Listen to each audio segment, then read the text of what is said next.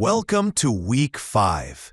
In this session, we'll focus on one of the most important stages of any analysis, the preparation and communication of results.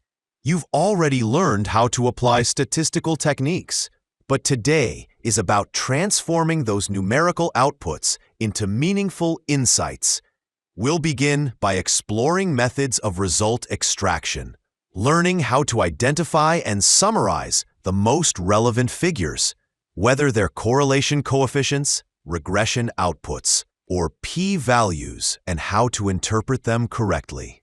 Next, we'll move on to innovative data and results visualization, using graphs, charts, and dashboards to make complex patterns easy to understand.